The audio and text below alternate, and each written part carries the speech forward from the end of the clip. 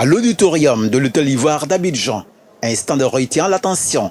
Un mémorial vivant des débuts de l'audiovisuel ivoirien avec du matériel d'époque datant des années 60. Nous avons fait un studio de rappel des anciens appareils qui ont servi pour la communication et qui ont servi aux télévisions d'alors. On a rappelé aussi quelques appareils qui servaient autrefois à faire soit du montage, soit des trucages, soit des diffusions. Initié par le gouvernement ivoirien et porté par le ministère de la Communication, le Salon international du contenu audiovisuel d'Abidjan, aujourd'hui à sa 3e édition, positionne la Côte d'Ivoire comme hub stratégique de la création et de la diffusion audiovisuelle en Afrique.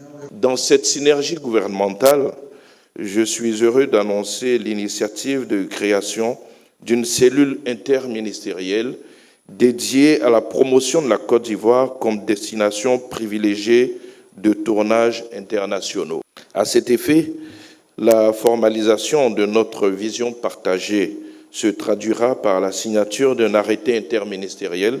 Placé sous le thème « Souveraineté numérique et exploitation des réussites », cette édition réunit producteurs, réalisateurs, diffuseurs et investisseurs autour d'un objectif commun: renforcer la présence des contenus africains dans un marché globalisé tout en préservant leur ancrage culturel. C'est un salon qui rassemble des professionnels du monde entier du cinéma. On se plaint très souvent de ne pas pouvoir avoir des plateformes de vente de nos contenus, de plateformes de rencontre des gens qui viennent de partout à travers le monde. Mais le SICA est vraiment l'occasion. Et en tant qu'acteur, on aura de grandes productions. On a affaire à de grands producteurs qui bientôt vont venir encore investir ici. La Côte d'Ivoire est une terre de tournage. Et si la Côte d'Ivoire est une terre de tournage, c'est tout bénéfice pour nous les acteurs.